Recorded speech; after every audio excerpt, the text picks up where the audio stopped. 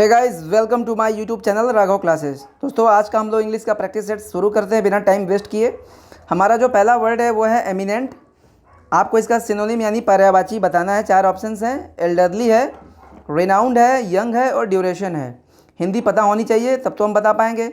Eminent का हिंदी होता है महत्वपूर्ण। क्या होता है भाई? महत्वपूर्ण। जैसे that doctor is eminent in our society. वह डॉक्टर बहुत ही महत्वपूर्ण है हमारे समाज में, सोसाइटी में। तो डॉक्टर महत्वपूर्ण है यानी बहुत ही विख्यात है, बहुत ही ज़रूरी है, बहुत ही श्रेष्ठ है, बहुत ही बढ़िया है। एमिनेंट का हिंदी होता है महत्वपूर्ण या बहुत ही बढ़िया है, यानी एक तरह से समझ लो वेल नोन है, माने विख्यात है। तो एमिनेंट का हिंदी होता है महत्वपूर्ण या विख्यात। 4 ऑप्शन है। एल्डरली का हिंदी बुजुर्ग होता है, ये होगा नहीं। यंग का हिंदी नौजवान और ड्यूरेशन का हिंदी होता है अवधि, समय के लिए होता है वो। तो रिनाउंड बचेगा। रिनाउंड का हिंदी होता है विख्यात, वेल नोन, बढ़िया, विशिष्ट, महत्वपूर्ण, नोटवर्दी। तो एमिनेंट का हिंदी लिख लो आप महत्वपूर्ण या विख्यात, और रिनाउंड का भी हिंदी लिख लो महत्वपूर्ण या विख्यात। ठीक है, तो आंसर इसमें ऑप्शंस के हिसाब से बी ही हो सकता है। डर्थ, DEARTH, डर्थ का आपको विलोम यानी उल्टा बताना है। 4 ऑप्शंस है। एब्जॉल्व है, लाइफ है, डिसेंट है और एबंडेंस है। डर्थ की मीनिंग हमें पता होनी चाहिए। डर्थ का मतलब क्या होता है भाई? डर्थ का हिंदी होता है कमी। क्या होता है? कमी। 4 ऑप्शंस हैं। तो एब्जॉल्व होगा नहीं, क्योंकि एब्जॉल्व का हिंदी होता है किसी को किसी रिस्पॉन्सिबिलिटी या किसी कर्ज से मुक्त कर देना। लाइफ का मतलब जीवन होता है। डिसेंट का मतलब होता है अच्छा, और एबंडेंस का हिंदी होता है प्रचुरता। तो कमी का मतलब होता है मतलब कम होना, और प्रचुरता का मतलब होता है अधिक होना। तो आंसर होगा डी। ठीक है ना, विलोम बताना था। A person who lives his own country and goes to settle in another. अनेक शब्दों के एक शब्द है।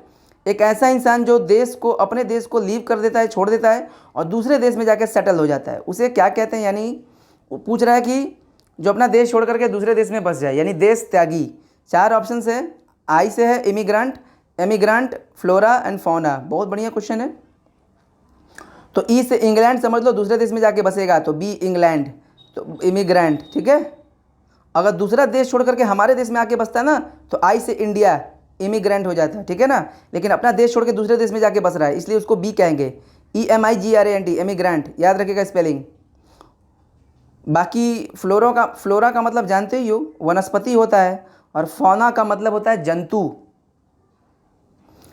चौथा हमारा है इडियम्स एंड फ्रेजेस से जुड़ा है, मुहावरे।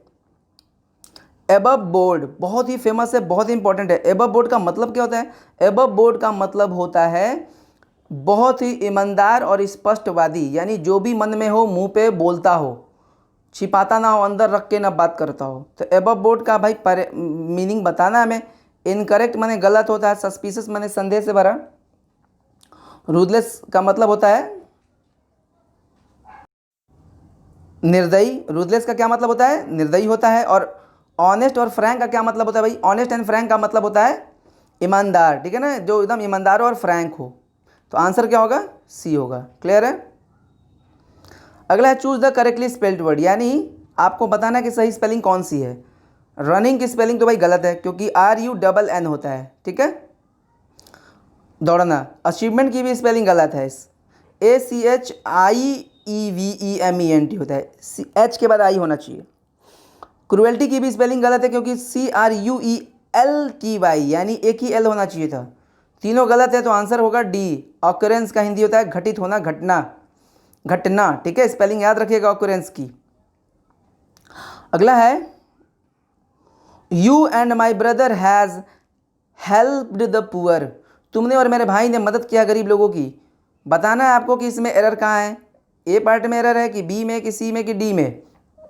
बहुत ही सिंपल है, भले आपको तुरंत ना देखने में पकड़ में आ रहा हो, लेकिन बहुत ही सिंपल है। अभी बताऊंगा, कहोगे अरे सर बड़ा सिंपल था।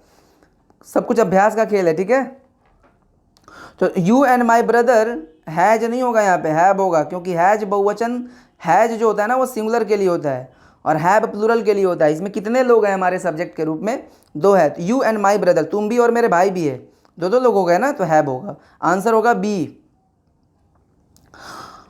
7वां नंबर आपको बताना है कि इसमें होगा क्या।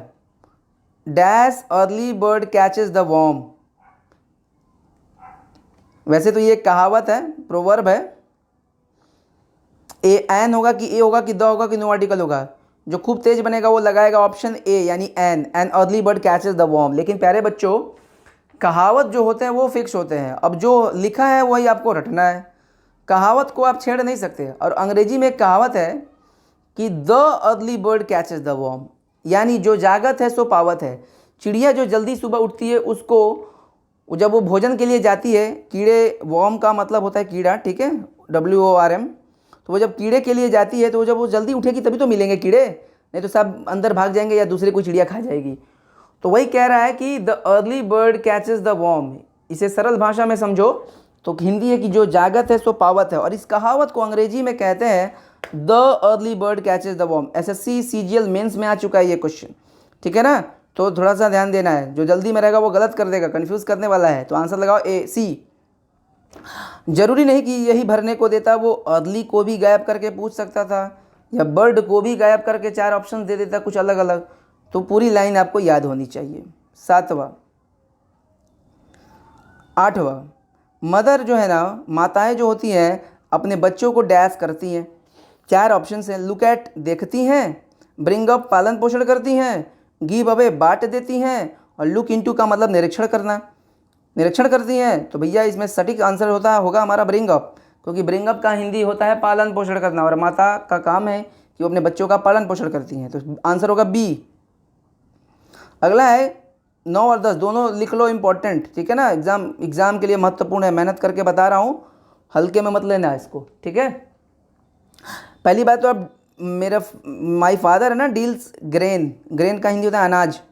तो देखो भाई, डील का पहले मतलब जानो, सौदा करना क्या होता है, सौदा करना। और किसी भी चीज़ का सौदा करोगे ना तो आप इन लगाना, क्या लगाओगे, इन। डील के साथ और भी रूल्स हैं जो कि आगे बताऊंगा, अभी नहीं। समथिंग का मतलब कोई वस्तु, तो किसी भी चीज़ का व्यापार करोगे, सौदा करोगे तो डील के साथ क्या लगाओगे, इन लगाओगे। क्वेश्चन में देखो, मेरे पिताजी अनाज का व्यापार करते हैं, तो my father deals in grain, आया हुआ क्वेश्चन है, ठीक है। वैसे ही क्वेश्चन है 10 number, he deals dash gold, वह सोने का व्यापार करता है, गोल्ड। तो क्या होगा, गोल्ड का व्यापार करेगा तो deals in gold, he deals in gold, ठीक है। क्वेश्चन नंबर 11 आपको बताना है, और आपको बताना है कमेंट बॉक्स में, ठीक है। वन ऑफ माई ब्रदर्स, मेरे भाइयों में से एक, इज़ गुड, अच्छा है, एट मैथमेटिक्स। अब आपको ये बताना है कि जो अंडरलाइन है एट मैथमेटिक्स, उसके जगह पर इन होना चाहिए था, ऑन होना चाहिए था, ओवर होना चाहिए था। अगर आपको लगता है कि आपका आंसर एट ही सही है तो आप आंसर लगाओगे D, और इसका जवाब आप हमको दोगे कमेंट बॉक्स में, ठीक है। भूलना नहीं, कमेंट बॉक्स में आंसर जरूर देना, क्योंकि आंसर जब आप देते हो तो आप उसे भूलते नहीं हो, वो कहीं ना कहीं आपके दिमाग में फिक्स हो जाता है, ठीक है। तो आंसर इसका जरूर दीजिएगा, और अगर इसका आंसर ना पता हो और इसका आंसर जानने का मन कर रहा हो तो आप इसके पीछे का वीडियो देखिएगा, ठीक है, आपको पूरा डिटेल मिल जाएगा। और अगर आपको पेड कोर्स चाहिए हो, अगर आपको सीक्वेंस में सारी चीज़ें एकदम क्रम में पढ़ना हो, एयरफोर्स का क्रैश कोर्स करना हो, तो बहुत ही सस्ते रेट में, बहुत ही कम फी में मैं आपको इसको पढ़ाऊँगा।